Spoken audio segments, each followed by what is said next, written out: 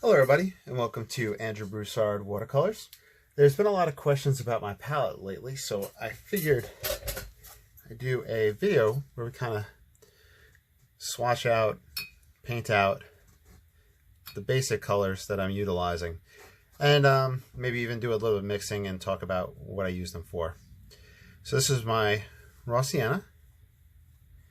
I like to use that for sky in the beginning, wet and wet. I like it for land as well. I even use it to kind of map out a painting at times.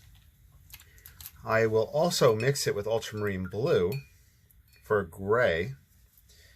In fact, why don't I do that to show you now? And we'll see. Okay, so this is raw sienna and ultramarine blue. You can see how we kind of get a very easy gray from that. Very versatile color. I probably use it in every painting unless I'm experimenting with a particular triad or combination. This is burnt. Oh, also foliage. It's great. So this is burnt sienna.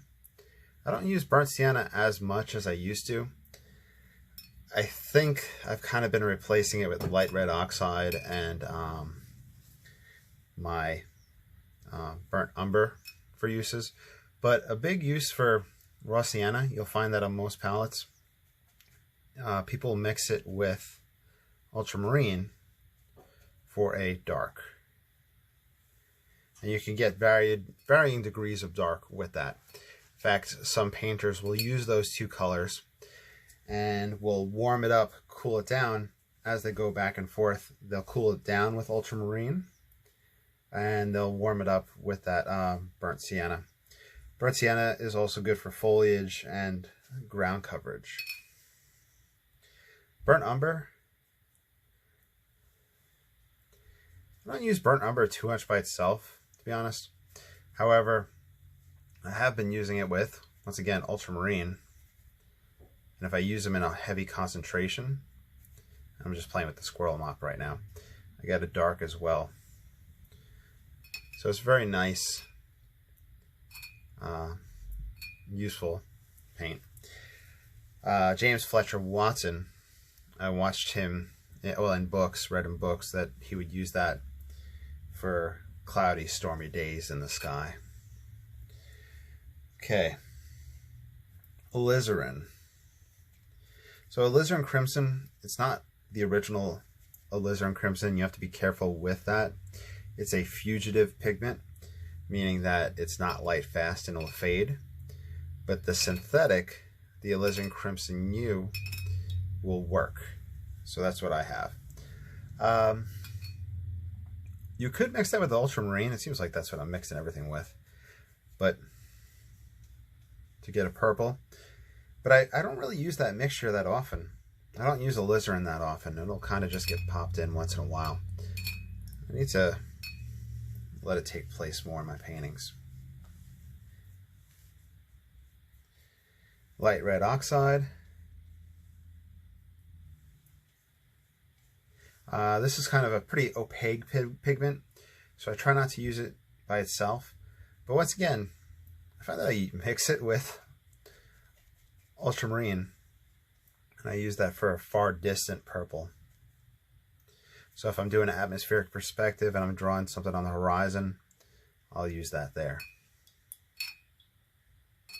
You could also mix the light red oxide with raw sienna. And let's see.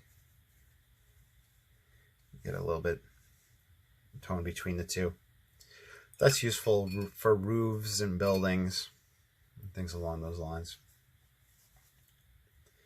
Lemon yellow.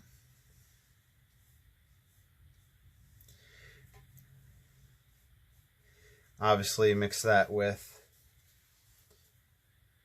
ultramarine for a green. And you can start playing around in different concentrations of each one for that green.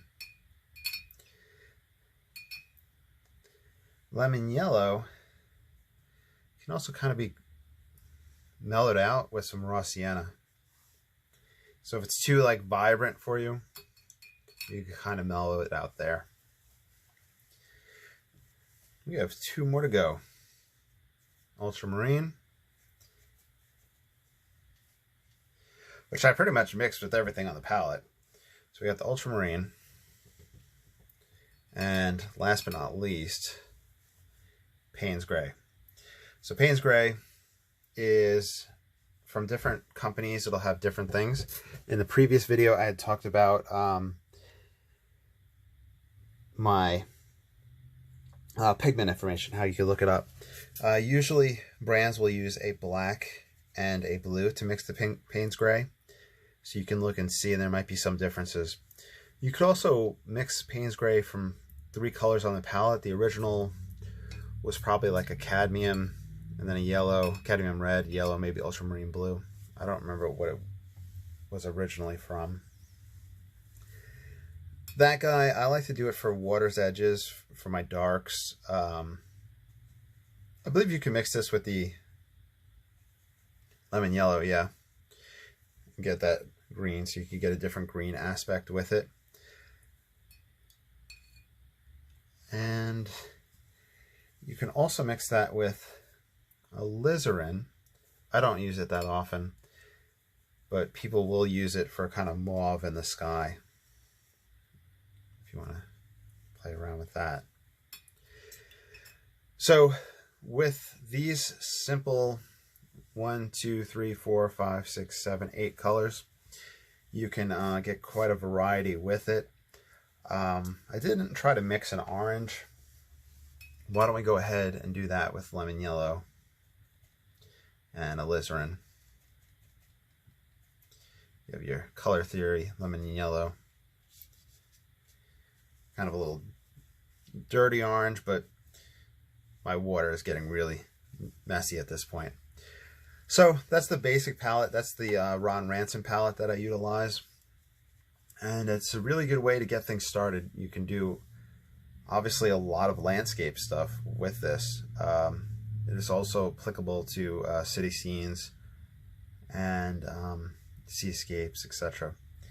So I hope you enjoyed. If you have any questions down below, if there's any mixes you would like to see, comparisons of colors or anything like that, let me know. And I will talk to you all soon. Have a great day.